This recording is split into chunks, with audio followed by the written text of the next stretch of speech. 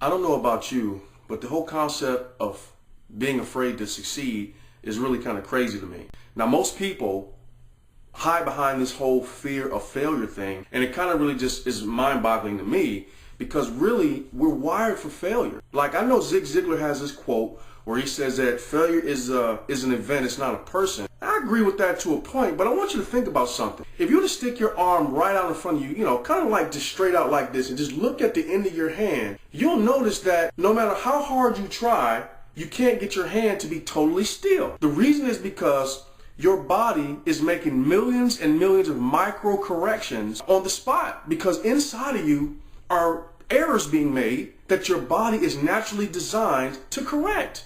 Your body doesn't have a separate brain for the body and then a brain for you in order to function. Imagine if the body actually did have two physical brains on inside the same body. It would be, if you think about it, if your body had a brain that thought like you did about failure, those little micro corrections would never happen. You'd actually be coiled up in a corner somewhere, not being able to physically do anything because your body would be too busy being upset about the failure. The truth is, failure is imminent. It's no way possible to get success without it. The sooner you realize that, the better. Now think about it this way.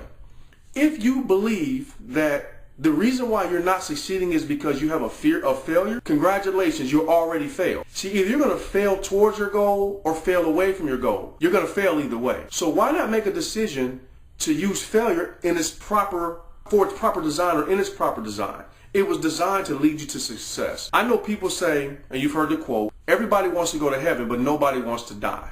Right? Well, everybody wants to succeed, but nobody wants to fail. Well, it's the same. You can't have success without failure. You can't go to heaven without dying. So you're going to have to choose. Either you're going to be successful because of the failure or be a failure because of the failure. It's just that simple. Now, one final thing. One of the keys to success and to getting past your failure is to have a plan of action to overcome. Your body is naturally wired with a plan. That's why when you stick your hand out and you see the little shivers in yourself, your body is already wired for corrections. Now, if you don't have an actual game plan for success, then you won't ever really have the real success you want. You have nothing but a failure that leads to no success. That's the worst, is to just be failing for absolutely no reason. You should have a notebook that has a documented pathway to your own success. You shouldn't have a notebook that looks like this. And most people who I talk to that say that they're failing and they don't want to fail, I ask them, email me a copy of your plans. Or let me see the notebook that your plans are in on how you're going to succeed, and this is how it looks.